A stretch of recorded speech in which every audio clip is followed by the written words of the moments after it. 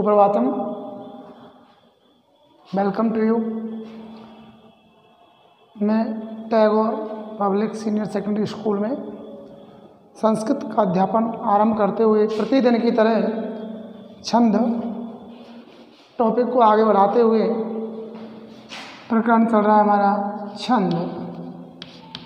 छंद बिंदु को प्रतिदिन की तरह रोजाना की तरह आगे बढ़ाते हुए कल तक हमने अध्यापन किया था कि छंद के कितने भेद होते हैं, छंद के कितने प्रकार होते हैं, छंद में वर्ण और मात्राओं की क्या भूमिका होती है। उसी प्रकरण को आगे बढ़ाते हुए प्रतिदिन की इस तरह हम पढ़ रहे थे कि छंद वर्ण वृत्त छंद। हम अध्ययन कर रहे थे वर्ण वृत्त छंद अर्थात वर्णिक छंद।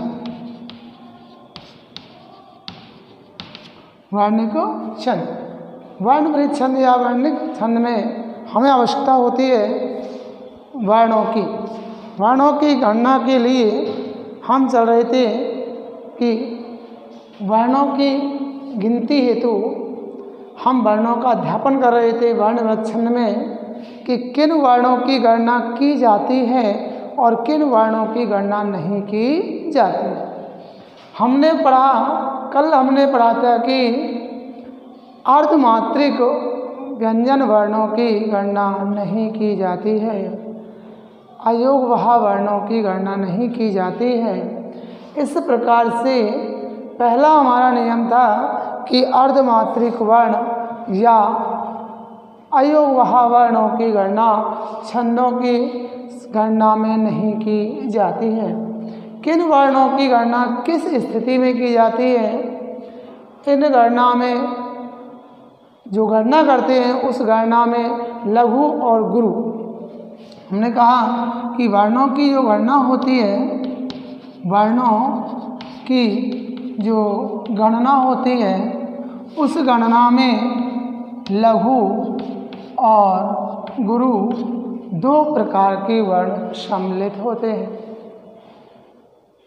किस वर्ण को लघु माना जाता है, किस वर्ण को गुरु माना जाता है, किस परिस्थिति में वर्ण लघु होने पर भी गुरु माना जाता है और किस वर्ण की हम गणना नहीं करते हैं। इस सभी अध्ययन को हम आरंभ करने के लिए हम पहुंच गए थे। सबसे पहले मैं आपको याद दिला देता हूं कि छंद पढ़ने से पहले हमने पढ़ी थी वर्णमाला। वर्णमाला के कितने भाग हुए, भागों को पढ़ा। भागों को पढ़ने के बाद हमने छंद की उत्पत्ति पढ़ी। उत्पत्ति के बाद छंद की परिभाषा पढ़ी। छंद की परिभाषा के बाद छंद के भेद पढ़े। छंद के भेद थे दो, एक तो वर्ण वृत्त छंद या वर्णिक छंद, दूसरा था मात्रिक या जाति छंद। हमारे पाठ्य पुस्तक में वर्ण वृत्त छंदों का ही विवरण दिया हुआ है या उल्लेख किया हुआ है। हमारे सिलेबस के अनुसार वर्ण वृत्त छंद पढ़ना ही पर्याप्त है। इस वर्ण वृत्त में वर्णों की गणना लघु और गुरु के रूप में होती है। किन वर्णों की गणना होती है, किन वर्णों की गणना नहीं होती, यह जानने के लिए हम आगे चलते हैं कि लघु आप जब पढ़ोगे तो लक्षण में लघु शब्द को लय से संबोधित किया जाएगा। जब भी हम किसी छंद का लक्षण पढ़ेंगे तो लक्षण पढ़ते समय लय वर्ण से लघु को संबोधित किया जाएगा और गय वर्ण से गुरु को संबोधित किया जाएगा। ले आए तो लघु, गया आए तो गुरु से संबोधित किया जाता है। लघु का जो गण चिन्ह होता है बोलते हैं हम गण चिन्ह। लघु का जो गण चिन्ह होता है वो आई, इसको बोलते हैं अंग्रेजी भाषा के आई के समान, या फिर आप बोल सकते हैं कि गणित की भाषा में खड़ी पाई के समान। खड़ी पाई के समान जो चिन्ह होता है वह प्रतीक चिन्ह हमें लघु की ओर इशारा करता है। उसी प्रकार से ग का तात्पर्य होता है गुरु, और गुरु गण चिन्ह होता है, गुरु का गण चिन्ह होता है एस। आप बोल सकते हैं कि अंग्रेजी वर्णमाला के एस के समान संस्कृत भाषा में बोलना चाहें तो अवग्रह ए या खंडाकार ए के समान इसका प्रतीक चिन्ह या गण चिन्ह होता है।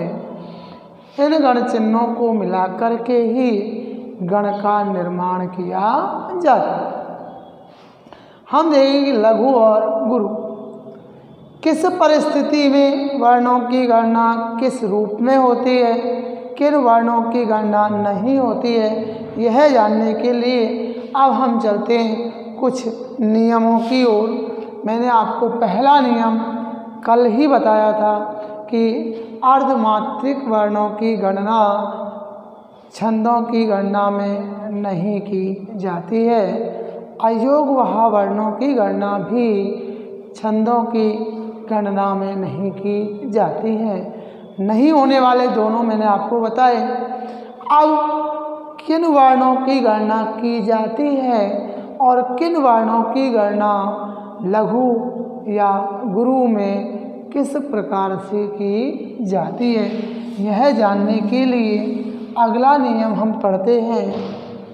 एक नियम है, श्लोक है,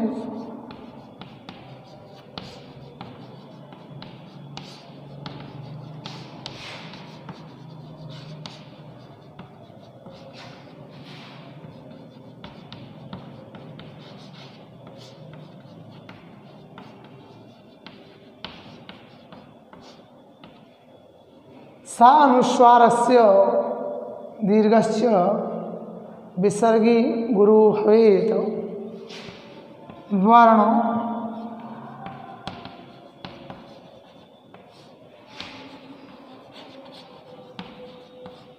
वर्ण संयोग पूर्वश्च पदांत गो अपि वा।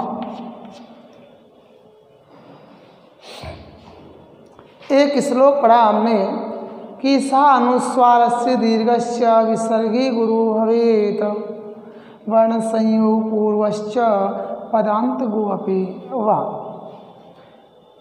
छंद शास्त्र में आचार्य पिंगल जी ने वर्णों की गणना करने हेतु एक श्लोक बनाया। कहा कि इसमें सब कुछ समाहित कर दिया कि किस वर्ण की गणना की जाती है, किस वर्ण की गणना किस रूप में की जाती है और किस परिस्थिति में लघु को भी गुरु मान लिया जाता है। बताते हुए कहा कि सा अनुस्वारस्य दीर्घस्य विसर्गी गुरु भवेत् वर्ण संयोग पूर्वश्च पदांत गो अपि वा। इस श्लोक के माध्यम से मैं आपको समझाना चाह रहा हूँ कि किस वर्ण की गणना किस रूप में की जाती है। ये विशेष नियम के अनुसार किस रूप में लघु होने पर भी किसी वर्ण को गुरु मान लिया जाता है। इससे पहले मैं आपको थोड़ा सा एक सामान्य नियम बता देता हूँ कि पहला सामान्य नियम बताया था मैंने कि कहा कि अर्धमात्रिक वर्ण की गणना नहीं की जाती है, अयोगवाह वर्ण की गणना नहीं की जाती है। और तीसरा नियम है कि ह्रस्व स्वर जो होते हैं उनकी गणना लघु के रूप में की जाती है। ह्रस्व स्वर होते हैं ए, ई, ऊ, री और ली। ये 5 वर्ण हमारा ये सामान्य नियम चल रहा है। तीसरा 2 मैं आपको पहले पढ़ा चुका हूँ सामान्य नियम। तीसरा नियम है कि ह्रस्व स्वर ए, ई, ऊ, री, ली ये स्वतंत्र रूप से आए या किसी भी व्यंजन वर्ण के साथ जुड़कर प्रयुक्त होते हैं तो उन वर्णों की गणना हम लघु वर्ण के अंतर्गत करते हैं। उस वर्ण की गणना हम लघु वर्ण के अंतर्गत करते हैं। बार बार फिर रिपीट किया एक बार आपको कि ए, ई, उ, री ये 5 स्वर या तो स्वतंत्र रूप से आए या किसी व्यंजन वर्ण के साथ जुड़कर प्रयुक्त होते हैं तो इनकी गणना लघु के अंतर्गत की जाती है। इसके अतिरिक्त यदि इनके अलावा दीर्घ स्वर, कौन सा है? दीर्घ स्वर, इनकी संख्या होती है 8। कौन कौन से? आ, बड़ी, बड़ाऊ, बड़ारी, ए, ओ, आई, औ।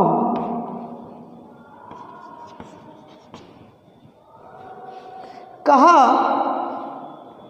आचार्य जी कहते हैं कि आ, ई, उ, री, ए, ओ, आई, औ ये स्वर स्वतंत्र रूप से प्रयुक्त हों या किसी भी व्यंजन वर्ण के साथ प्रयुक्त हों तो इनकी गणना हम गुरु के अंतर्गत करते हैं।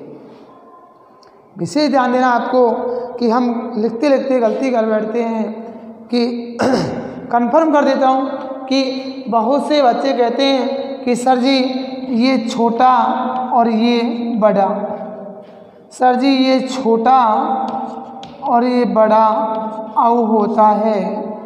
हमने तो सर जी ये छोटा पढ़ा है, ये बड़ा पढ़ा है, हमने तो ये तो बड़ा पढ़ा है और ये हमने क्या पढ़े भाई? छोटे पढ़े। लेकिन ऐसा नहीं है।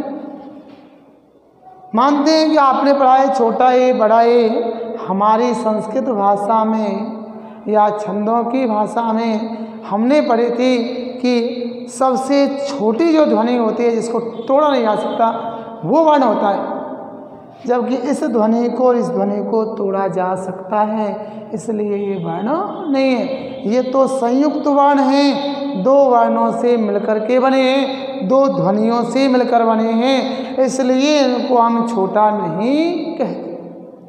छोटा तो वो होता है जिसके कोई टुकड़े नहीं किए जा सकें, जिस ध्वनि के कोई खंड ना किए जा सके।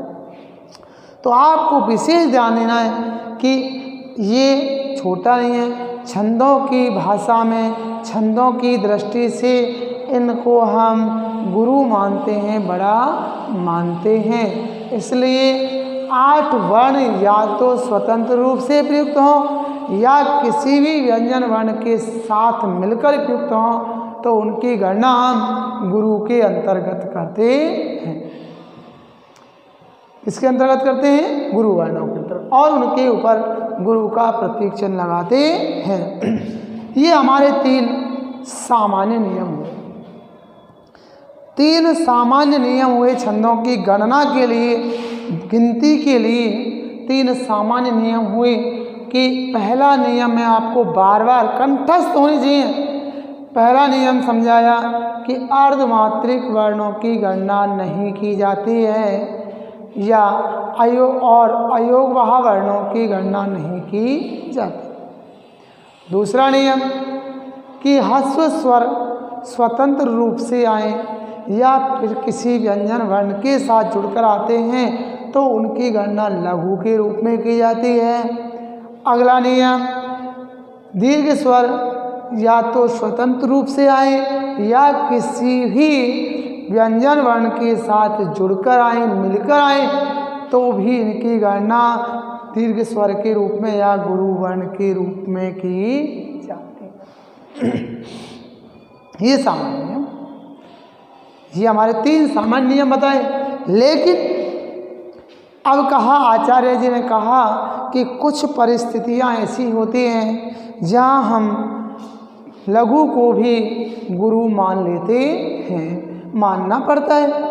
उसके लिए उन्होंने एक विशेष परिस्थिति के लिए एक विशेष सूत्र का, विशेष श्लोक का निर्माण किया कि इस स्थिति में हम लघु को क्या मानते हैं, गुरु मानते हैं।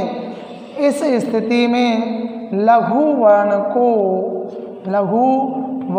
को गुरु माना जाता है। इस स्थिति में जो ये स्थिति होगी तो हम इन लघु वर्णों को भी छंदों में गुरु मानते हैं। क्या मानते हैं? लघु वर्ण को भी यदि ये स्थिति अपने सामने होती है तो गुरु माना जाता है। वो स्थिति क्या है मैं आपके सामने स्पष्ट कर देता हूँ। वो स्पष्ट है, देखो।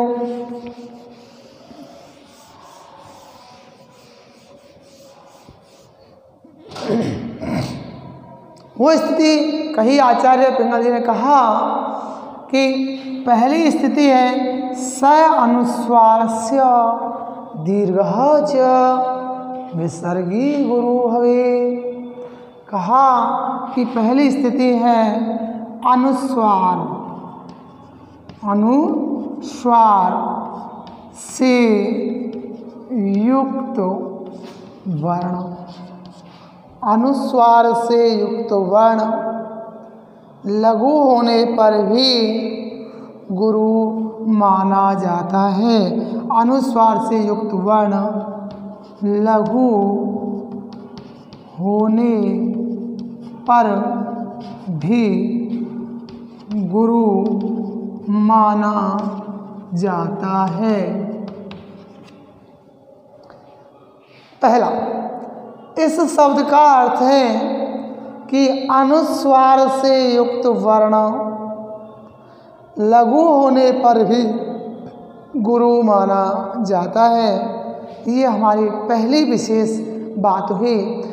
जैसे कहा कि मैंने एक शब्द लिखा कंग मम नम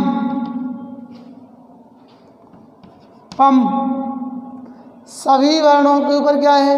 अनुस्वार है।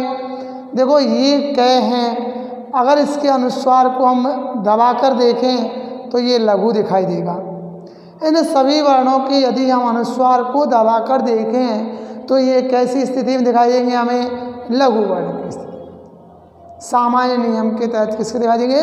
लघु वर्ण की स्थिति। लेकिन जैसे ही इनके ऊपर अनुस्वार लगा तो अनुस्वार लगते ही इसकी स्थिति बदल गई। चाहे ये लघु ही वर्ण हो लेकिन इसकी गणना किसमें हो गई भाई? गुरु में मानी जाती है। जैसे ही इसके ऊपर अनुस्वार लगा इस वर्ण को हमने लघु ने मान करके क्या मान लिया? गुरु। ये हमने नहीं माना, ये हमारे आचार्य और हमारे विशेष महान विभूतियों ने हमसे कहा है कि भाई अगर ऐसी परिस्थिति होती है तो इस वर्ण को हम लघु होने पर भी क्या मानते हैं? गुरु मानते हैं। पहली बात, सा अनुस्वारस्य, यानी अनुस्वार के साथ यदि लघु वर्ण प्रयुक्त होता है तो उसको हम क्या मानते हैं भाई? गुरु मानते हैं। गुरु के अंतर उसकी गणना की जाती है। नंबर 2, विसर्गी गुरु भवेत। उसी प्रकार से दूसरा कहा कि विसर्ग से युक्त वर्ण लघु होने पर भी गुरु माना जाता है।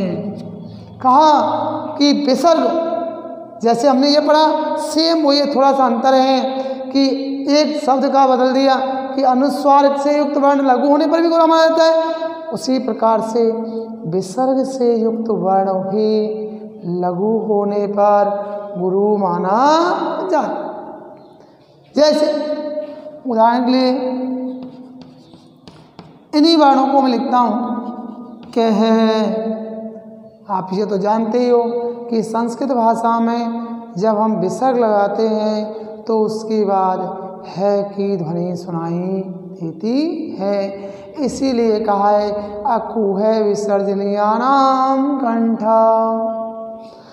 कह मैं नह पह, ये सब ध्वनि किसकी है? विसर्ग की है। अब ये वर्ण यदि आप विसर्ग हटा के देखेंगे तो आपको लघु दिखाई देंगे, लेकिन जैसे ही विसर्ग जुड़े तो ये लघु के स्थान पर क्या हो गए भाई? गुरु। इन वर्णों को अब इस स्थिति में छंदों के अनुसार गुरु मान लिया जाता। क्या मान लिया जाता है इनको? इन वर्णों को गुरु मान लिया जाता है। तो हमारा दूसरा नियम हुआ कि विसर्ग से युक्त वर्ण गुरु मान लेना चाहिए, गुरु होना चाहिए। ठीक है बच्चों, सामान्य सी वास्तविक एग्जाम्पल मैं आपको देता हूँ कि जिस बहन जी ने चांद पर बिंदी लगाई, बड़ी बहन जी, जिस भैया ने आंखों पे चश्मा लगाए, बड़े भैया, उसी प्रकार से ये भी वही उदाहरण मान लो आप कि जिसकी चांद पे बिंदी तो बड़ी बहन जी और जिसकी आंखों के आगे चश्मा वो बड़े भैया के रूप में गिने जाते। ठीक है बच्चों, हुआ कि इस प्रकार से हाँ चांद पर बिंदी होती है तो बड़ी बहन जी होती है वो। ठीक है, तो कहा कि विसर्ग से युक्त वर्ण लघु होने पर भी क्या माना जाता है? गुरु। अगला इसी में जुड़ा हुआ है दूसरी पंक्ति में कि वर्ण संयोग पूर्वश्च पदांत गो अपीवा, कि तीसरा नियम इसमें कहा है कि संयुक्त वर्ण से पूर्व, संयुक्त वर्ण से पूर्ववर्ती वर्ण या पहले आने वाला वर्ण लघु होने पर भी, लघु होने पर भी गुरु मान लिया जाता। कहा कि संयुक्त वर्ण से पहले वाला वर्ण, पहले यानी आगे आने वाला लघु होने पर भी क्या मान लिया जाता है? गुरु। इसमें एक छोटी सी पंक्ति, एक भाव और छिपा हुआ है कि संयुक्त वर्ण, संयुक्त का मतलब होता है दो वर्ण मिलकर बनते हैं। तो संयुक्त वर्ण से पहले वाला वर्ण जो होता है वो लघु होने पर भी गुरु मान लिया जाता है। या एक चीज और इसके साथ हम जोड़ सकते हैं कि अर्धवर्ण से पहले, अर्धवर्ण से पहले भी यदि कोई लघु वर्ण आता है तो उसे गुरु मान लिया जाता है। संयुक्त वर्ण से पहले आने वाले वर्ण को हम लघु होने पर भी क्या मान लेते हैं? गुरु। एग्जाम्पल जैसे हमने लिखा कि रक्षक, क्या लिखा? रक्षक, नहीं रक्षक, तो रक्षक को हमने लिखा, और शब्द भी हमने लिखे, जैसे हमने लिखा रक्षक, रक्षक में क्या हुआ? कै के साथ आप देखो कि यहाँ 6 क्षत्रिय हैं, 6 क्षत्रिय एक संयुक्त वर्ण है। संयुक्त वर्ण से पहले वाले वर्ण को हम, ये लघु है, लेकिन इस नियम के तहत उसको हम क्या मानते हैं? गुरु मान लिया जाता है। लघु होने पर भी उसको क्या मानते हैं हम? गुरु। थोड़ा सा मिटाना पड़ेगा, मैं आपको एक नियम मिटा करके हाँ ठीक से समझाना चाहता हूँ। कहा कि मैं आपसे बोला कि संयुक्त वर्ण से, संयुक्त वर्ण से पहले वाला वर्ण, से पहले वाला वर्ण लघु होने पर भी गुरु मान लिया जाता है। क्या मान लिया जाता है? गुरु। तो संयुक्त वर्ण जैसे कहा, मैंने एक शब्द लिखा जैसे रात्र, क्या लिखा मैंने? रात्र। रात्र में, सॉरी रात्र नहीं, रात तो पहले से वर्ण था। जैसे मैंने लिखा चित्र, एक शब्द लिखा मैंने चित्र। चित्र में आप देखो कि च में एक ही मात्रा है जो लघु है और ये लघु ही वर्ण के अंतर इसकी गणना की जाती है। लेकिन इसके बाद कौन सा वर्ण आ रहा है? त्र, जो एक संयुक्त वर्ण है। कैसा वर्ण है? संयुक्त वर्ण है। इस संयुक्त वर्ण से पहले जो वर्ण है च, ये लघु है, लेकिन इस नियम के तहत इसे हम क्या में गिनते हैं भाई? गुरु वर्ण के अंतर्गत इसकी गणना की जाती है। बहुत से वर्ण हैं। मैंने लिखा विज्ञान। क्या लिखा मैंने? विज्ञानम। विज्ञानम में देखो, आप जानते हैं कि विज्ञानी एक संयुक्त वर्ण है। हमारी संस्कृत भाषा में क्षेत्रज्ञ, तीन ही नहीं, ऐसे अनेक संयुक्त वर्ण दो वर्णों से मिलकर के बने होते हैं। तो उनसे पहले कोई भी वर्ण यदि लघु आता है तो उसे यहाँ क्या मान लिया जाता है? गुरु मान लिया जाता है। क्या मान लिया जाता है? गुरु मान लिया जाता है। चित्र में च लघु था, लेकिन त्रय आने कारण गुरु मान लिया। विज्ञान में भी लघु था, लेकिन क्या मान लिया? विज्ञान आने कारण बड़ा दीर्घ मान लिया जाता है। इस प्रकार से लघु होने पर भी हम उसे क्या मानते हैं? गुरु मान लेते हैं। जैसे मैंने लिखा विद्या भवनम। विद्या भवनम। विद्या में ध्या एक संयुक्त वर्ण है और संयुक्त वर्ण से पहला वर्ण लघु है, लेकिन लघु होने पर भी इस नियम के तहत हम विशेष परिस्थिति में इसे क्या मान लेते हैं? गुरु मान लेते हैं। ठीक है, समझ में आया? कि लघु होने पर भी यदि कोई संयुक्त वर्ण है, देखो मैंने बताया कि क्षेत्रज्ञ, आप सब जानते हैं संयुक्त वर्ण है। इन्हीं के साथ साथ देखो इनके अन्यत्र हम मानते हैं द्वय, ये भी संयुक्त वर्ण है, ये भी संयुक्त वर्ण है, ये द्वय है, ये ध, ये कैसे वर्ण है? संयुक्त वर्ण। कैसे वर्ण है ये? संयुक्त वर्ण।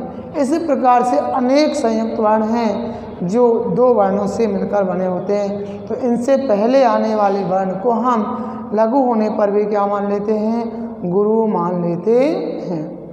और लास्ट नियम है पदांत गो अपि वा, यानी पद का अंतिम वर्ण, पद का अंतिम वर्ण लक्षण के आधार पर लघु होने पर भी गुरु मान लिया जाता।